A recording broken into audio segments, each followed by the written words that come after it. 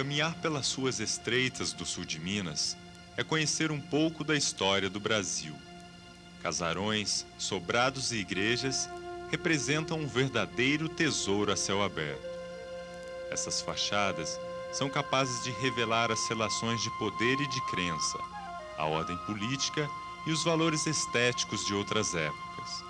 A arquitetura, síntese do pensamento aplicada às edificações, foi tardiamente importada da Europa para o Brasil colônia. No caso de Minas Gerais, a arquitetura urbana só foi possível graças ao ciclo do ouro. O sul de Minas se integra no povoamento de Minas Gerais muito tardiamente, só no final do século XVIII, quando o ouro está se esgotando nas regiões de Ouro Preto, Sabará e Mariana. E aí a população dessa região, tentando buscar uma nova forma de vida, procura outros lugares. E o sul de Minas é uma região muito interessante para isso, por causa do seu clima, por causa das terras bastante férteis. E muita gente permanece aqui, cria suas fazendas, as suas casas. E normalmente o padrão de povoamento do sul de Minas seguiu o padrão ibérico, que é uma igreja no centro e a população fazendo casa em volta.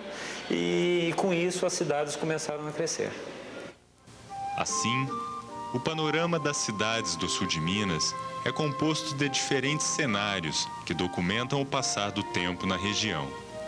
As edificações datam dos períodos colonial, barroco, neoclássico, eclético, neocolonial e moderno. Herança da colonização portuguesa, o estilo colonial transformou as pequenas vilas de choupanas em cidades de ricos sobrados, como em Caxambu e Campanha.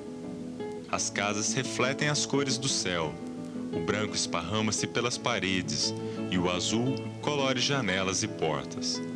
O telhado apresenta nos vértices uma telha em forma de pluma virada. Lambrequins, beirais, porta-copos e azulejos portugueses decoram as fachadas. No período colonial, a aristocracia é ainda rural. Seus símbolos são os casarões com senzalas, capelas e estábulos, que podem ser encontrados nas fazendas de Cristina.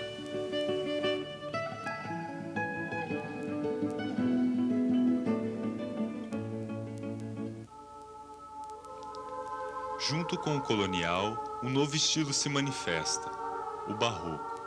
Nascido na Itália como um instrumento ideológico do catolicismo, elege Deus como fundamento central. Simples por fora, as igrejas barrocas explodiam em beleza e riqueza no seu interior, numa tentativa de fascinar os fiéis, levando-os a se sentirem na casa de Deus, de onde jamais desejassem se apartar. No sul de Minas, o barroco floresce tardiamente. É justamente por isso que encontramos nas igrejas apenas sinais de sua última fase, o rococó. No barroco havia uma profusão incrível de riqueza e ornamentação. O rococó foi um retorno à simplicidade e ao equilíbrio.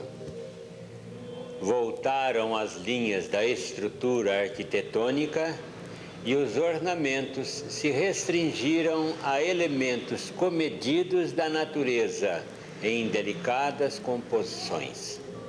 No rococó, as fachadas simples escondem a aparência triunfal dos altares. O movimento é traduzido nas formas curvas e ovaladas dos frontões, volutas, arcos e abóbadas. Os tetos são florestas carregadas de pombas e anjos. Motivos florais e conchas estilizadas ornamentam os altares. Na região, o rococó reinterpreta temas locais, como nas igrejas de Baipendi e São Tomé das Letras.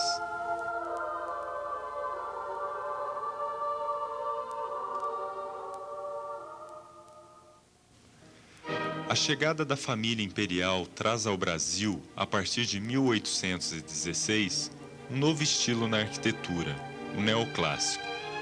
Introduzido por artistas franceses, o estilo veio quebrar a linha contínua da influência portuguesa. Em Minas Gerais, o neoclássico manifesta-se somente na segunda metade do século XIX, reagindo aos excessos decorativos do barroco. O neoclássico foi um estilo que se inspirou na arquitetura que era feita em Grécia e na Roma Antiga, que buscava como ponto principal do projeto a harmonia, um equilíbrio de formas, uma racionalidade forte, né? Usando para isso colunas, frontões e pilastras que vieram dessa arquitetura antiga. A arquitetura neoclássica está presente nos patrimônios públicos. Daí decorre sua ampla utilização em teatros e escolas. A Faculdade de Direito de Pouso Alegre é um bom exemplo do estilo. As construções neoclássicas possuem fachadas retilíneas e sóbrias, com longas janelas que enriquecem o traçado simples. Pedras talhadas imitam os blocos das termas romanas. Platibandas escondem os telhados. Cavidades exibem peças decorativas. Colunas sustentam frontões de formato triangular. A estrutura oculta um amplo espaço interno, rico em ornamentos de estuque.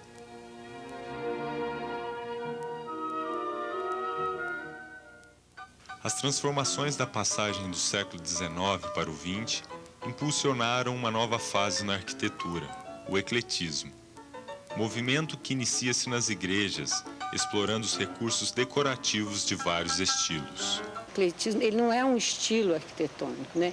Ele é uma característica, é uma arquitetura que, pelo próprio nome, a gente ele é eclético, ele é um conjunto de arquitetura, ele aceita, é uma aceitação de vários estilos, de todos os neos, né?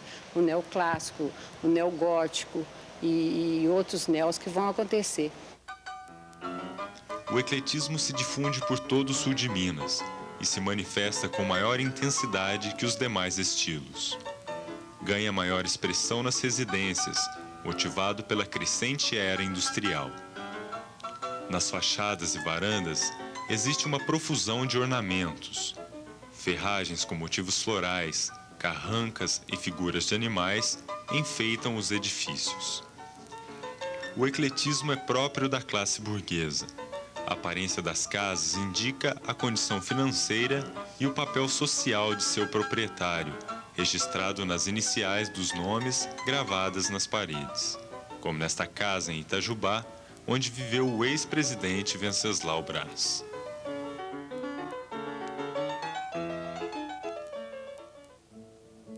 Após a Semana de Arte Moderna de 1922, desenvolve-se o estilo neocolonial, em reação aos estilos importados impostos pelo ecletismo.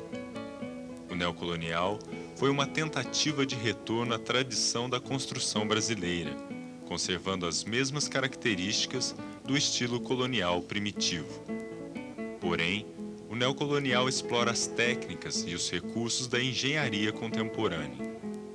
O estilo teve curta duração, mas existem vários exemplares nas cidades do sul de Minas, como nesta fazenda em Ouro Fino. Em função de um progresso técnico e social, a arquitetura evolui.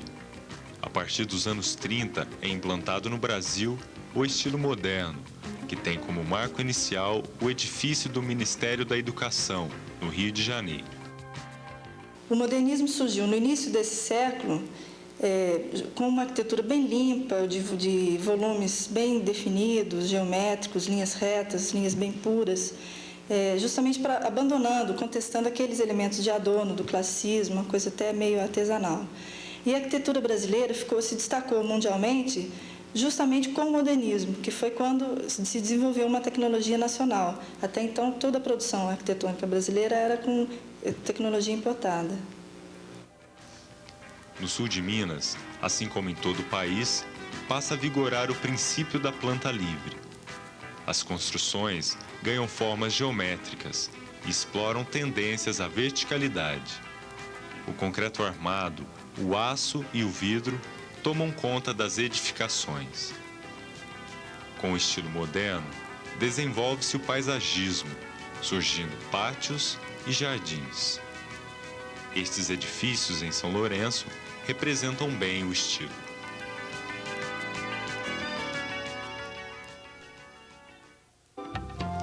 Como se vê, a partir de simples fachadas, é possível reconstituir toda a cultura de uma época. Basta abrir os olhos e observar atentamente as linhas criadas pela arquitetura. Justamente por isso, por esse poder que ela tem, as elites, os governantes sempre souberam se utilizar muito bem da arquitetura para imprimir símbolos, para imprimir marcas, para conferir valores.